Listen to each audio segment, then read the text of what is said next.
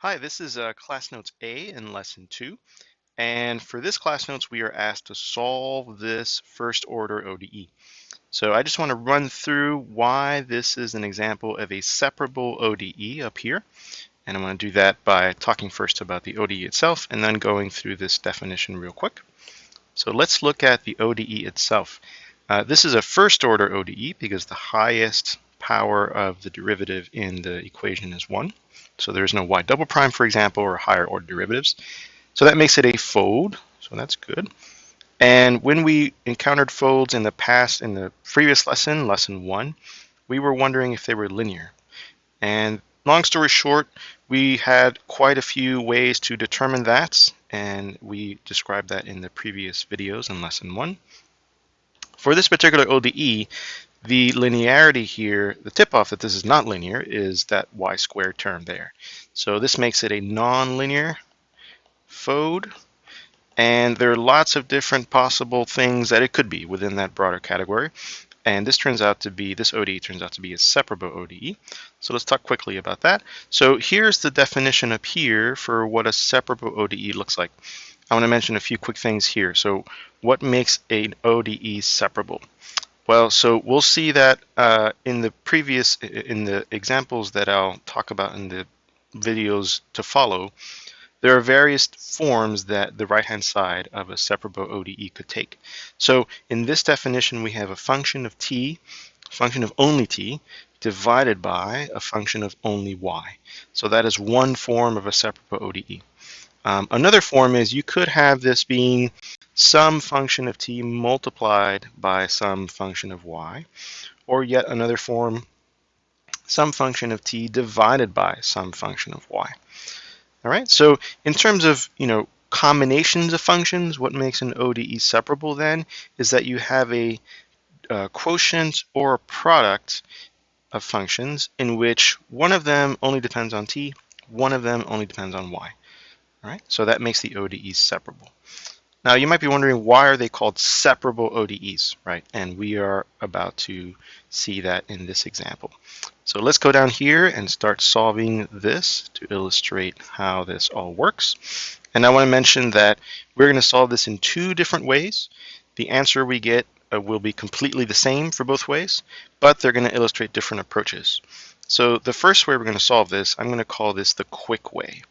And it's because it leads to the solution pretty quickly, but it's not exactly the correct way to do it. The reason I'm going to teach you this is because actually it's a very insightful way to do this. So what am I going to do? I'm going to start with the ODE itself. There we go. And I am going to pretend that this line right here is in fact a fraction bar. In other words, I'm going to pretend that dy and dt are each numbers or function like numbers so that I can divide them. So this is actually not true. Dy over dt is its own thing. It's not dy over dt, even though we pronounce it that way. This is actually Leibniz notation for the derivative of y with respect to t. So it's literally just notation. It's very good notation because, going off on a little tangent here, classic calculus joke, dy over dt, if you remember from calculus, is the limit as delta t approaches 0 of delta y over delta t. Here, this is an honest-to-goodness division. Delta y is a finite change in y, delta t is a finite change in t, and we're dividing them. This thing is called the difference quotient, you might remember. Okay, and then we take the limit as delta t goes to 0, and that gives us the derivative. So this is very useful notation, Leibniz notation, because it reminds us that the derivative arises as the limit of slopes. Right? So the slope of the tangent line interpretation of the derivative comes very naturally out of this very useful notation. For our purposes, however, this could be cause for confusion. We could think that this fraction bar in dy dt is in fact a fraction bar, when it is not. Okay, but having said all that, now I'm going to ignore everything I just said and assume that this is in fact a fraction bar. Right? You're thinking, what? How does that make sense? So bear with me for a minute, and I will show you how this all helps. So I'm going to assume that this is a fraction of r and multiply by dt on both sides. Again, like I said earlier, this is not the most rigorous way to do it. However, it will get us to the correct answer. Then we'll talk about the more rigorous way to do it and how this is equivalent to this one. Okay, so at this point, what I want to do then is divide by y squared. So I'm going to get 1 over y squared dy equals secant squared t dt. And this is where you start to appreciate why the ODE up here, the original one we started with, is called the separable ODE. Because we have managed through, again, not quite rigorous ways, but nonetheless, to rewrite the ODE in the form that we see here, in which all the y's are on one side and all the t's are on the other side. So we have literally separated the variables, and that's where the term separable ODE comes from. Okay, to continue solving it from where we are just going to integrate both sides. And remembering that the antiderivative of excuse me, 1 over y squared, this is the integral of y to the minus 2. And the integral of secant squared, remembering that that's tangent t plus c. And quick little reminder that there is an integration table at the end of the lesson 1 practice problems, which has all of these integrals in case you need a refresher. Okay, on the left-hand side, antiderivative here is add 1 to the exponent, divide by the result. So negative y to the negative 1 equals tangent t plus c. Great. And then we just multiply by minus 1 and take the reciprocal to solve for y. And that gives us our final answer for y. Great. So this is, in fact, the answer. How do we know this? Well, we could calculate dy over dt and compare that to squaring this function and multiplying it by secant squared.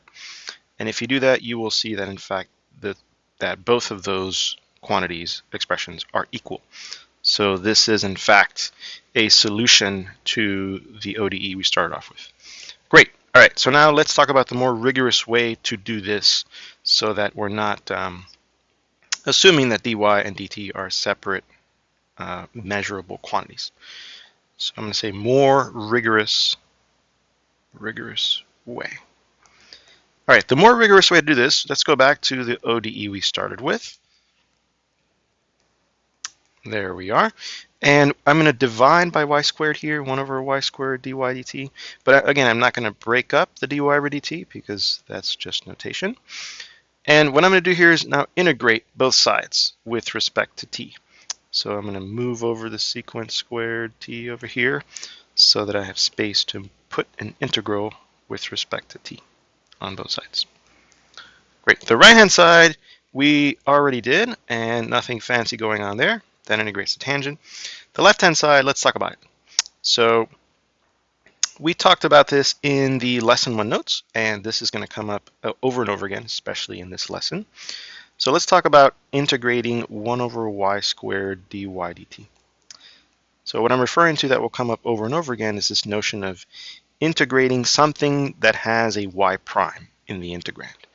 Okay, so how would I deal with this? Well, first, let me just get rid of the integration stuff here. Let's just deal with 1 over y squared dy dt. Okay, so 1 over y squared dy dt, I can write as the derivative with respect to t of, and now I'm just going to give you the shortcut, integrate this with respect to y. Okay, so if I integrate that with respect to y, well, that's exactly actually what we did up here, right? I get minus 1 over y. So that's what I'm going to plop in here, minus 1 over y.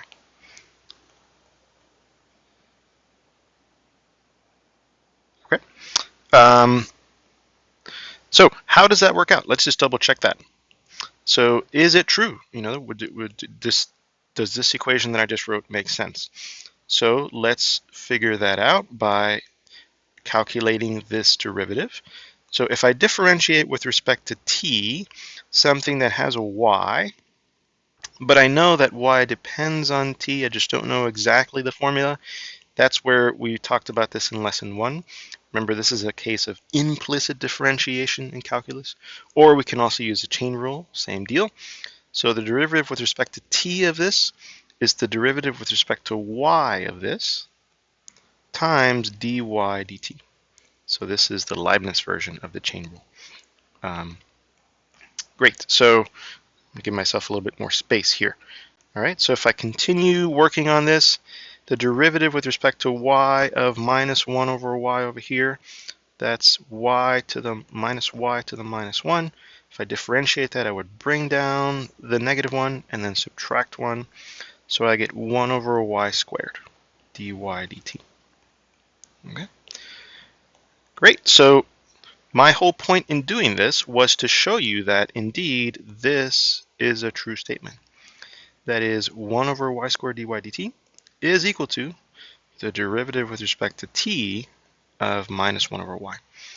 And that is really helpful because now that we know this little factoid and we understand where it comes from, we can go back to our integral and use that to help us integrate the integral on the left-hand side. All right, so we're going to go back up here.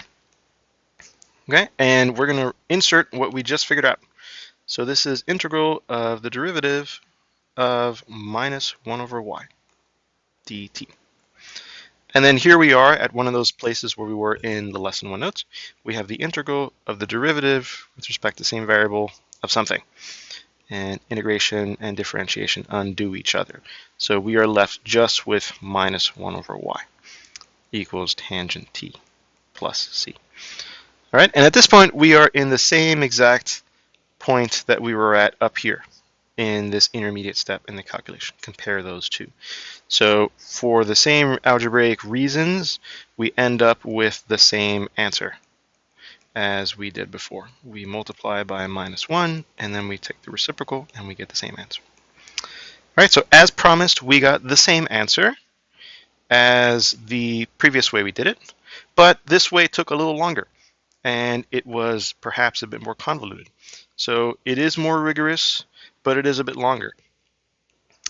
So one thing I'm going to scroll down here in the bottom part of the notes.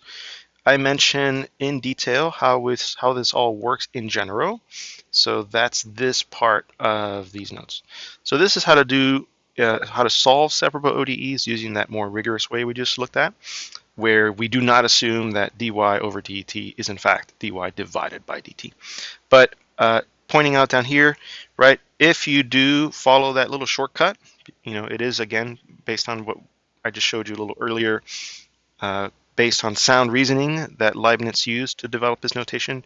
So if you follow that little shortcut of indeed assuming that this is dy divided by dt, like we did in the first approach in that example, you end up in the same place, right? This is a very simple way to see that all the y's are on one side, all the t's on the other side, and then you integrate the equation. So all of that is to say that it doesn't really matter to me which one of these two ways you use when you solve separable ODEs. I would, however, like for you to understand both of these ways that we used here. So that's the end of this class notes.